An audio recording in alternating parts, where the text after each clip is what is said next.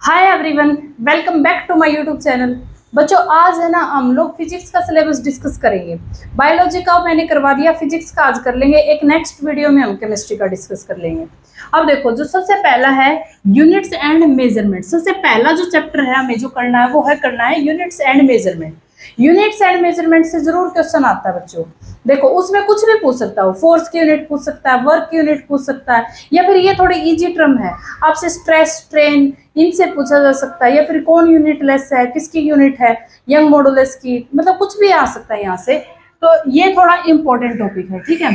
Second है motion and force. Motion and force में 1D 2D projectile circular motion, ये सारा इंपॉर्टेंट है। 1D 2D प्रोजेक्टाइल से थोड़ा और सर्कुलर से थोड़ा सा, मतलब ये थोड़ा एडवांस है तो आने की पॉसिबिलिटी ज्यादा है।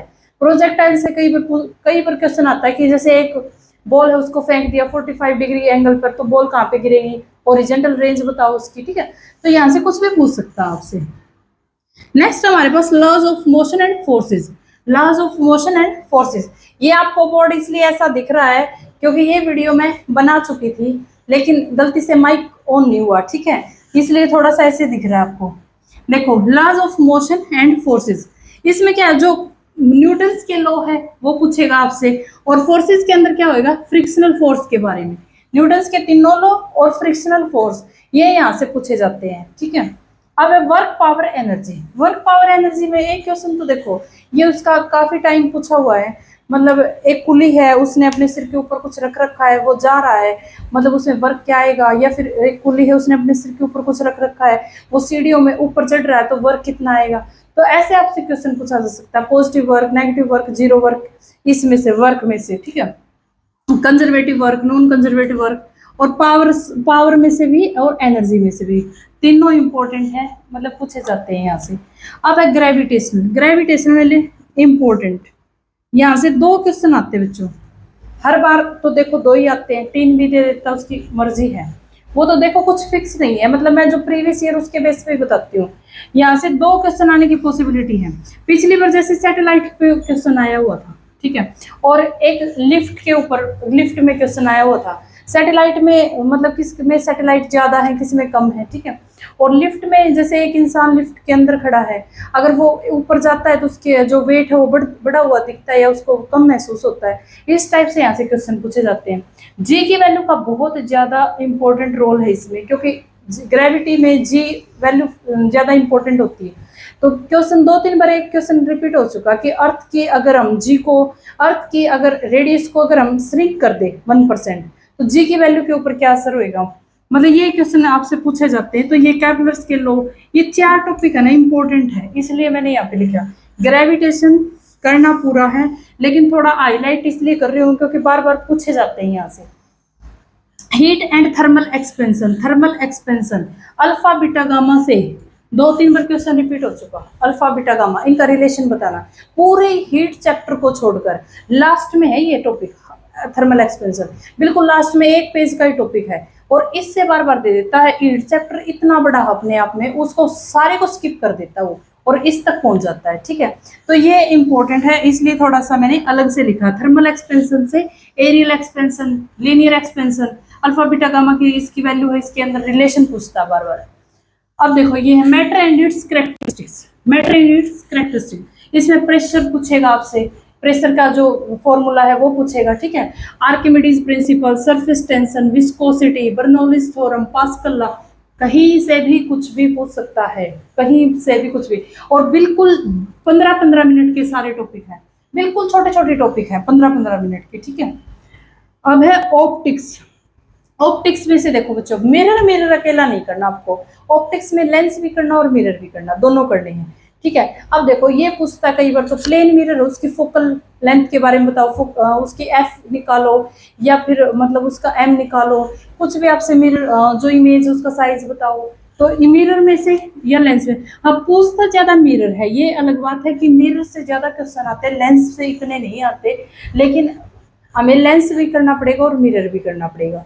और second, young double slit experiment, ये क्वेश्चन काफी बार 2-3 बार रिपीट हो चुका है, इसलिए मैंने अलग से लिखा है कि ये आपको जरूर करना है ऑप्टिक्स में। Young double slit experiment, light से भी, लाइट्स में, और एक इसके अंदर आइज डिफेक्ट है उसमें भी क्वेश्चन पूछता है, मायोपिया वगैरह से, इनसे भी क्वेश्चन आता है। ठीक है, तो ये ऑप्टिक्स है ना, मोस्ट इंपॉर्टेंट लगा लो, मोस्ट इंपॉर्टेंट। करनी सारी है, करनी सारी है, लेकिन ये थोड़ा मैंने हाईलाइट करके इसलिए लिखा है क्योंकि रिपीट बार बार हो रहे हैं क्वेश्चन, ये रिपीट हो रहे हैं बार बार, इसलिए थोड़ा सा हाईलाइट करके लिखेंगे। अब देखो इलेक्ट्रिसिटी, इलेक्ट्रिसिटी बहुत बड़ा टॉपिक है, ये कोई डाउट नहीं इसमें, और इसमें 2 नंबर 3 नंबर का भी आ जाता है कई बार, क्योंकि बड़ा टॉपिक इतना है। इसके अंदर ओम्स लॉ सबने पढ़ा हुआ होगा, Ohm's law, series and parallel combination, ठीक है, एसी डीसी, गैल्वेनोमीटर को एमीटर में कन्वर्ट करो, एमीटर को गैल्वेनोमीटर में कन्वर्ट करो, ये पूछेगा। किरचॉफ्स के लॉ यहाँ से पूछ सकता है, कूलम्ब्स लॉ यहाँ से पूछेगा, तो ये इंपॉर्टेंट है, कंप्लीट करना ये इंपॉर्टेंट है। ये थोड़े हाईलाइट लिखे हैं मैंने, ठीक है, यहाँ से कई बार पूछा जा चुका है इसलिए लिखे हैं यहाँ से। अब देखो मॉडर्न फिजिक्स, मॉडर्न फिजिक्स में ये टॉपिक करने हैं आपको सारी। मॉडर्न फिजिक्स में dual nature of matter, matter का dual nature, black body radiation जैसे फोटो इलेक्ट्रिक इफेक्ट यहाँ से करने हैं। ठीक है, एटम्स, एटम्स के बारे में पूछना है, कंडक्टर, सेमीकंडक्टर और ये इंसुलेटर, ये करने हैं। न्यूक्लियाई के बारे में करना है, semiconductor and electronic device, important electronic device से पूछेगा यहाँ से। कम्युनिकेशन तो 1 नंबर का कंफर्म है, 1 नंबर का कम्युनिकेशन में से कंफर्म क्वेश्चन आएगा यहाँ से। ठीक है, तो ये मॉडर्न फिजिक्स में से आपको 5 टॉपिक बहुत अच्छे से करने हैं। अब देखो मैग्नेटिज्म, मैग्नेटिज्म में फ्लेमिंग के रूल है वो करने, पैरामैग्नेटिक, डायामैग्नेटिक, फेरोमैग्नेटिक, फेरीमैग्नेटिक, ये भी आपसे पूछे जा सकते हैं, तो मैग्नेटिज्म भी अच्छे से करना। फ्लेमिंग के रूल तो बहुत ही इंपॉर्टेंट है, करने ही पड़ेंगे आपको। अब देखो थर्मोडायनामिक्स है, थर्मोडायनामिक्स में फर्स्ट लॉ, सेकंड लॉ, ये आपको पूछेगा। ठीक है, और आइडियल गैस इक्वेशन से भी क्वेश्चन आता है यहाँ से। ठीक है, तो ये आपको अच्छे से करना है। Simple harmonic oscillator, simple harmonic oscillator में जो मोस्ट इंपॉर्टेंट है वो ये है, इक्वेशन ऑफ एसएचओ, इक्वेशन पूछता आपसे। ठीक है, ये भी करने हैं, ऑसिलेटरी, नॉन ऑसिलेटरी, हार्मोनिक, ये भी करने, लेकिन इक्वेशन निकालना पूछता है कि इसकी इक्वेशन निकालो यहाँ से। ये थोड़ा सा मतलब अच्छा टॉपिक है सिंपल हार्मोनिक ऑसिलेटर में, तो ये इससे बाहर मुझे नहीं लगता कि आपसे कुछ पूछा जाएगा, और इससे बाहर पूछेगा भी क्या। ठीक है, सारा ही लिख दिया, तो इससे बाहर नहीं पूछेगा। लेकिन हाँ, ये चीज का ध्यान रखना है कि अब देखो कोई टॉपिक है जो बिल्कुल +2 का है, तो बिल्कुल घुस मत जाना कि +2 की बुक में घुस गए, ऐसा भी नहीं करना। और कोई टॉपिक जैसे कॉम्बो है 9th का और 11th का, तो आपको इतना करना है कि आपका जो पेपर है उससे 1 लेवल एडवांस करना है, बिल्कुल 1 लेवल एडवांस करना, ताकि हमारा क्वेश्चन ना रहे पेपर के अंदर। ठीक है, तो ये मैंने सारा सिलेबस यहाँ पे लिखवा दिया, इससे बाहर फिर से बोल रही हूँ नहीं जाएगा, और एक अच्छे तरीके से पढ़ना है। जैसे अगर हमने ये स्टार्ट कर दिया मैटर एंड कैरेक्टरिस्टिक, तो ये 6 टॉपिक को आपको लिखना है, इसके क्वेश्चन देखने, प्रीवियस ईयर के देखने हैं कि प्रीवियस ईयर में इससे पूछा क्या जा चुका है। ठीक है, तो ये यहाँ पे खत्म हो गया।